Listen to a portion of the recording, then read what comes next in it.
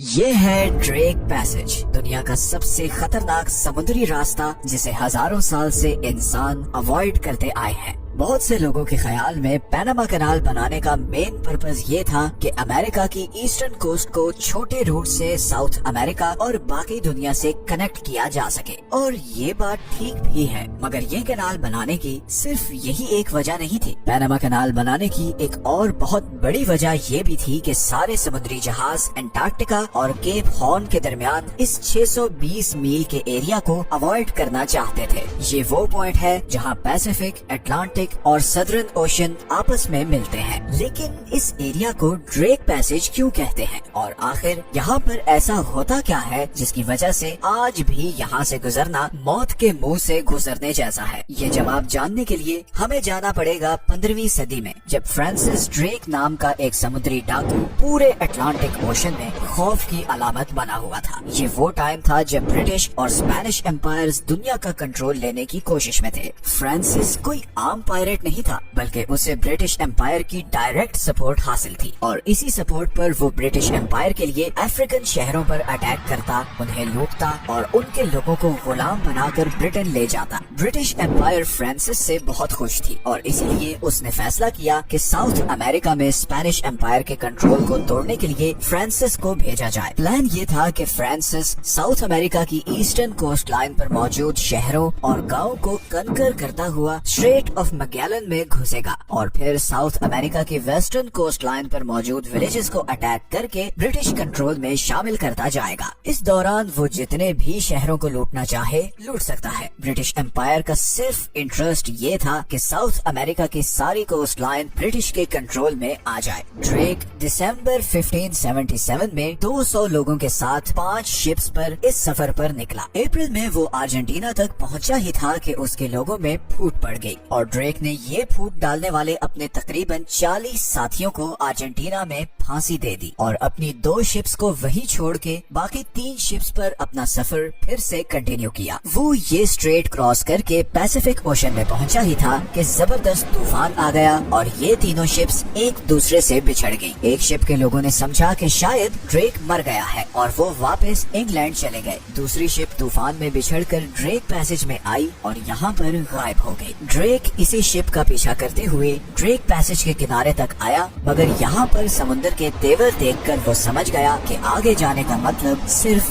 موت ہے۔ اس زمانے میں کوئی نہیں جانتا تھا کہ اس پوائنٹ سے آگے کیا ہے، کیونکہ اس وقت آج کی طرح کا ورلڈ میپ نہیں بنایا گیا تھا۔ ڈریک نے اپنی شپ واپس موڑی اور دوبارہ ساؤتھ امریکہ کی ویسٹرن کوسٹ کی طرف بڑھ گیا، اور پھر ویسٹرن کوسٹ لائن پر لوٹ مار کر کے سین فرانسسکو جا کر رکا۔ وہ دوبارہ برٹن واپس نہیں جا سکا، کیونکہ وہ ڈر گیا تھا کہ اگر واپس جاتے ہوئے وہ پھر غلطی سے اس ایریا میں پھنس گیا تو شاید زندہ نہ بچ سکے۔ اسی لیے اس ایریا کا نام ڈریک پیسج رکھا گیا، کیونکہ سمندر کے اس حصے میں اس سے پہلے کوئی اور شپ لے کر نہیں آیا تھا، یا آیا بھی ہو تو وہ شاید زندہ نہیں بچا تھا کہ واپس جا کر کسی کو کچھ بتا سکے۔ ڈریک نے اپنے قریبی ساتھیوں کو بتایا تھا کہ اسے لگتا ہے کہ سمندر کے اس پار شاید کوئی دوسری دنیا ہے، یا کوئی ایسا جزیرہ ہے جہاں پر اس سے پہلے کوئی نہیں جا سکا۔ ڈریک اصل میں جسے آئی لینڈ سمجھ رہا تھا وہ انٹارکٹیکا تھا۔ ہزاروں سال سے انسانوں کا ماننا تھا کہ یہاں پر کوئی کانٹیننٹ ضرور ہے۔ اینشنٹ گریکس اسے ٹیرا آسٹریلس انکوگنیٹا، مطلب دا ان نون سدرن لینڈ کہتے تھے، لیکن کسی نے بھی اپنی آنکھ سے اسے نہیں دیکھا تھا۔ 17ویں سینچری میں برٹش ایکسپلورر کیپٹن کوک اسی سدرن کانٹیننٹ کی کھوج میں نکلا۔ وہ یہ سارا اٹلانٹک اوشن کراس کر کے ساؤتھ اوشن میں گھس گیا، مگر اسے انٹارکٹیکا نظر نہیں آیا، اور واپس آتے ہوئے اس کی شپ اسی ڈریک پیسج میں پھنس گئی، اور وہ بہت ہی مشکل سے وہاں سے جان بچا کر نکلا۔ کیپٹن کوک دوبارہ کبھی اس سمندر میں نہیں گیا، حالانکہ یہ وہ کیپٹن کوک تھا جو اس وقت کا سب سے بڑا ایکسپلورر مانا جاتا تھا۔ اسی کیپٹن کوک نے نیوزی لینڈ کو ڈسکور کیا تھا۔ کیپٹن کوک نے اپنے جرنل میں لکھا تھا کہ اس سدرن کانٹیننٹ کو ڈسکور کرنے کا رسک اتنا بڑا ہے کہ شاید ہی کوئی انسان ادھر تک آئے جہاں تک میں آیا ہوں۔ اب یہاں پر آپ کے ذہن میں سوال ہوگا کہ آخر یہ ڈریک پیسج اتنا ڈینجرس کیوں ہے؟ دنیا میں اور جگہوں پر पर भी तो ओशंस आपस में मिलते हैं, तो फिर यहाँ पर ऐसा क्या है? असल में ड्रेक पैसेज वो पॉइंट है जहाँ पर अंटार्कटिका के ठंडे और अटलांटिक और पैसिफिक के गर्म पानी के ओशंस आपस में मिलते हैं और इस मिलाप के नतीजे में पानी का फ्लो 200 मिलियन क्यूबिक यार्ड्स पर सेकंड हो जाता है। ये फ्लो कितना होता है, इसे इस एग्जाम्पल से समझें कि अमेज़न रिवर दुनिया का सबसे पावरफुल दरिया है और उसका फ्लो ड्रेक पैसेज के फ्लो से 600 टाइम्स कम है। इस तेज फ्लो की वजह से यहाँ समुद्र की लहरें 60 से 80 फीट तक चली जाती हैं, जो किसी भी समुद्री जहाज के लिए बहुत खतरनाक है। गर्म और ठंडे पानी के मिलाप से इस एरिया में बहुत से साइक्लोन्स भी आते हैं और फिर अंटार्कटिका से आने वाले पानी की वजह से यहाँ का टेम्परेचर -5 डिग्रीज तक गिर जाता है और फिर ये पॉइंट दुनिया के रिमोट तरीन एरियाज में से है। नीचे अंटार्कटिका है जहाँ कोई रहता नहीं और ऊपर खतरनाक समुद्र है। तो अगर आपकी शिप को यहाँ कोई हादसा हो जाए तो इसका मतलब है कि you are on your own. इन्हीं खतरात को देखते हुए 17वीं सदी में कैप्टन कुक ने दुनिया को वार्न किया कि सदर्न कॉन्टिनेंट को डिस्कवर करने का ख्याल जहन से निकाल दो, मगर इंसान की फितरत है कि उसे जिस चीज से खबरदार किया जाए वो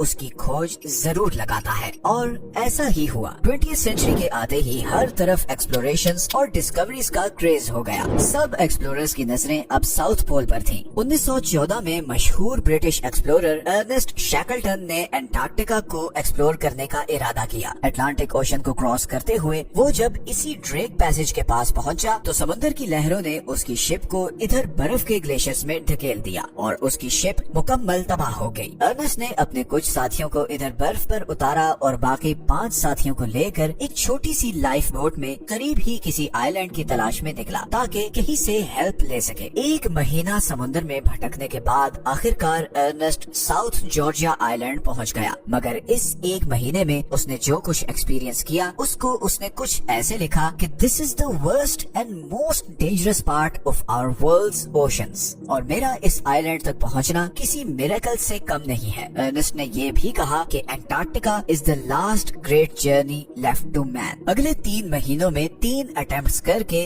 अर्नेस्ट के बाकी साथियों को बचा लिया गया और मिरेक्युलसली इस पूरे एक्सपीडिशन में कोई भी आदमी जान से नहीं गया। इसी तरह अप्रैल 2012 में एक ब्राजीलियन बिजनेसमैन जोआओ लारा अपनी लग्जरी क्रूज शिप पर 4 लोगों के साथ एक डॉक्यूमेंट्री फिल्म करने के लिए यहाँ से गुजर रहा था कि अचानक यहाँ तूफान आ गया और 100 फीट ऊंची लहरों ने इस शिप को उठाकर अंटार्कटिका की बर्फ में फेंक दिया। लकीली शिप का रेडियो काम कर रहा था और उन्होंने फौरन चिली को रेस्क्यू अपील भेजी, मगर मौसम इतना खराब था कि चिली की रेस्क्यू टीम को यहाँ पहुँचते पहुँचते 4 दिन लग गए और बड़ी ही मुश्किल से सबको बचाया गया। पिछले 10 सालों में यहाँ ऐसे बहुत से वाकयात हो चुके हैं। गो के अब मॉडर्न समुद्री जहाजों के आने से पुराने वक्तों जैसे एक्सीडेंट्स कम हो गए हैं, मगर अभी भी सारे समुद्री जहाज यहाँ से गुजरने से कतराते हैं और वो ड्रेक पैसेज के बजाय स्ट्रेट ऑफ मैगेलन के तंग रास्ते से गुजरना ज्यादा प्रेफर करते हैं। हालांकि स्ट्रेट ऑफ मैगेलन में भी मौसम बहुत अनप्रिडिक्टेबल होता है। कभी फॉग आ जाती है, कभी तेज हवाएं चलने लगती हैं और मौसम बहुत ठंडा हो जाता है, मगर स्टिल ड्रेक पैसेज के मुकाबले में ये रूट फिर भी सेफ है। पैनामा कनाल के आने से पहले सारी कमर्शियल शिप्स इस रूट से वेस्टर्न साउथ अमेरिका और नॉर्थ अमेरिका जाती थी। फिर पैनामा कनाल के आने के बाद ये रूट तकरीबन वीरान हो गया है, लेकिन एक बार फिर इस रूट पर समुद्री जहाजों की भीड़ लगने वाली है क्योंकि पैनामा कनाल खतरे में है। ड्रेक पैसेज हमारी दुनिया के नो गो एरियाज में से एक है, लेकिन ये गैप हमारी दुनिया के लिए बहुत जरूरी भी है क्योंकि अंटार्कटिका की बर्फ जब पिघलती है तो सारा पानी यहीं से दुनिया के बाकी समुद्रों में जाता है।